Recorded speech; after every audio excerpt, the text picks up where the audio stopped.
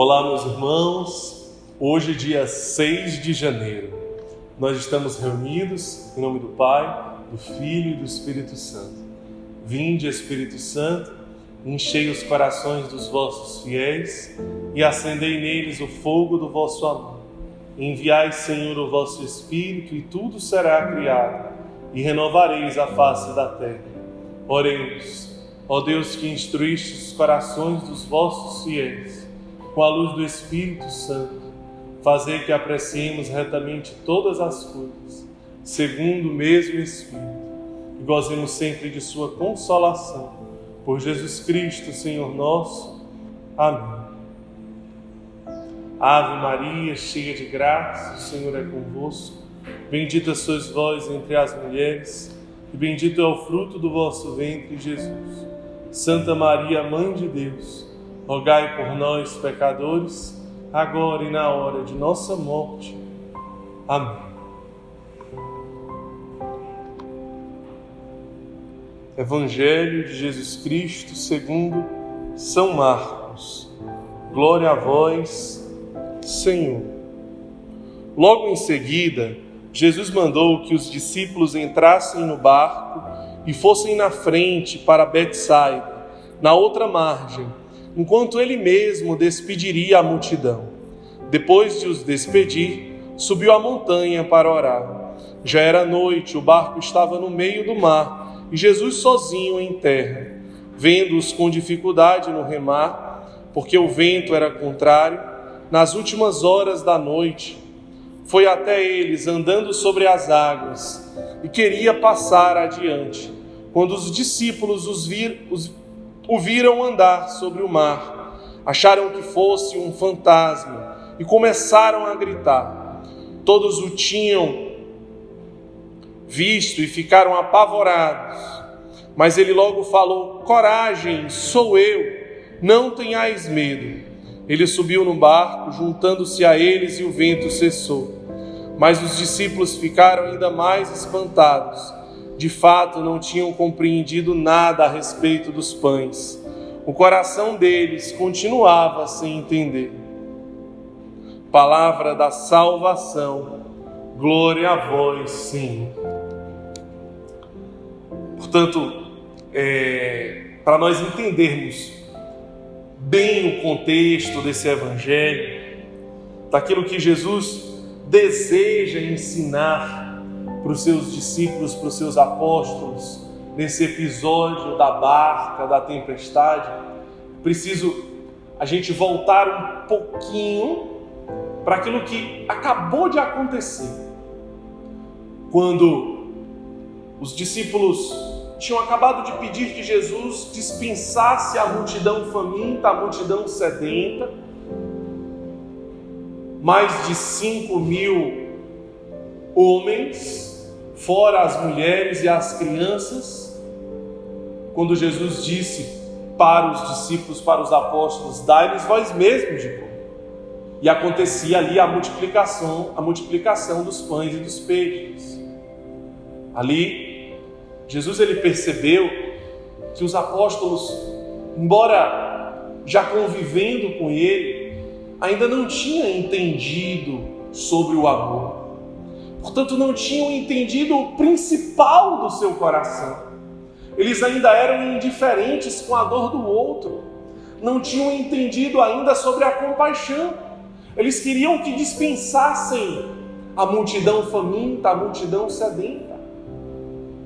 Aquilo incomodou Jesus, aquilo inquietou Jesus. Tanto que o Evangelho fala, eles ainda não tinham entendido sobre a multiplicação dos pães. O Evangelho repete, eles ainda estavam com o coração endurecido. Por isso que Jesus fala: vão na frente, eu ainda tenho que me despedir da multidão. Vão na frente porque vocês ainda não entenderam nada. Vocês ainda continuam sem entender. Vão na frente, peguem a barca. Jesus já sabia, era noite. Jesus já sabia, o clima não estava bom. Jesus queria dar uma lição neles. Então, Jesus se despediu da multidão, deixou que eles fossem sozinhos. O tempo não estava bom, era noite. E Jesus ainda foi rezar. Depois que Jesus se despede da multidão, Jesus ainda vai rezar. Porque Jesus quer dar tempo para que eles passem por uma lição. Eles pegam um vento contrário, eles pegam uma tempestade, e era isso que Jesus queria. E no meio daquela tempestade, no meio daquele vento contrário, eles ficam apavorados. Eles ficam cheios de medo. E agora o que vai acontecer? Primeiro, o que sempre acontece, quando nós nos enchemos de medo, naquele momento mais difícil da tempestade, do vento ao contrário, da ventania, da correnteza ao contrário, Deus aparece. Deus vem ao nosso encontro. Deus se faz presente.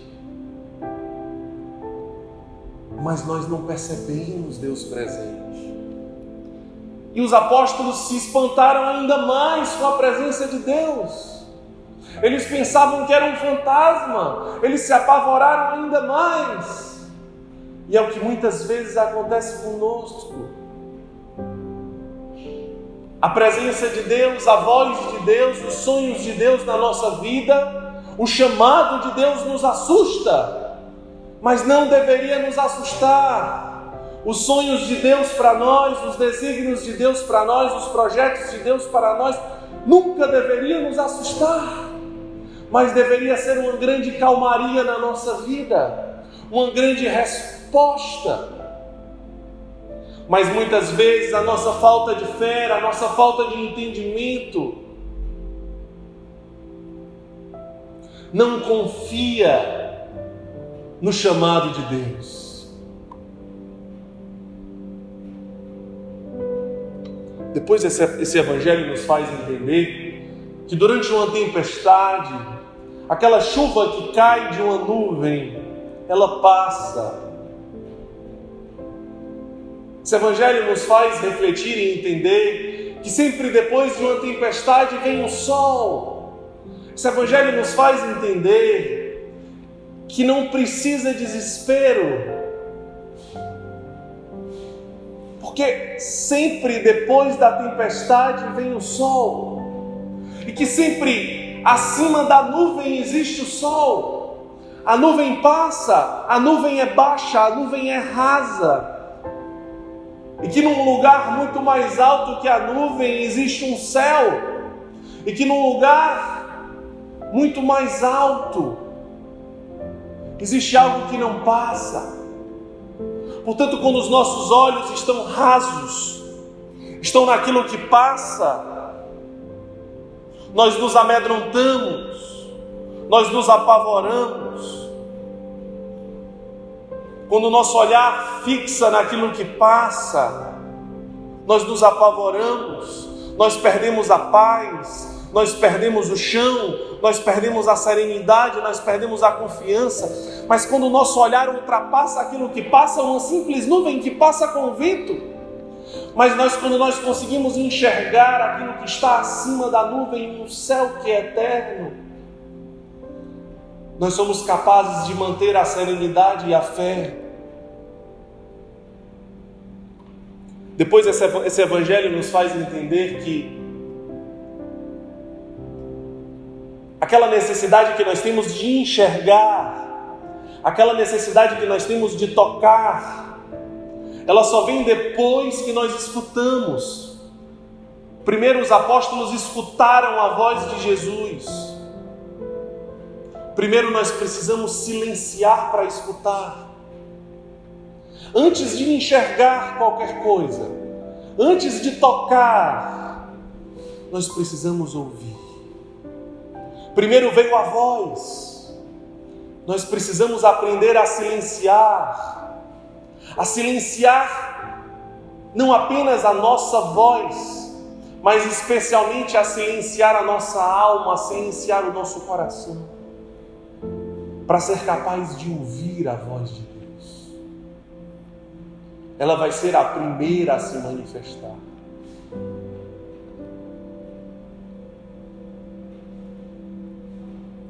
Depois que nós escutamos a voz de Deus, nós precisamos ir ao seu encontro. Como Pedro foi ao encontro e ele andou sobre as águas, milagres são capazes de acontecer depois que você olha para Jesus e vai ao seu encontro. Mas depois que você olha para os seus medos, que você olha para as suas feridas, você afunda. Portanto, é necessário continuar olhando para Cristo. Você não pode desviar o seu olhar, não pode olhar para o lado, não pode olhar para trás, o que ficou para trás, não pode olhar para si mesmo, mas o foco deve estar em Cristo. Se o olhar for desviado, você cai. Mas Pedro disse, quando estava caindo: salva-me, Senhor, aumenta a minha fé. É isso que nós precisamos dizer todos os dias: salva-me, Senhor, aumenta a minha fé. Irmão acolhido, diga isso. Olha para quem está do seu lado aí na casa de acolhimento, olha para ele e diz agora, diz junto com ele: salva-me, Senhor, aumenta a minha fé. Olha para o que está do outro lado e diz junto com ele: salva-me, Senhor, aumenta a minha fé. Que Deus nos abençoe, em nome do Pai, do Filho e do Espírito Santo. Amém.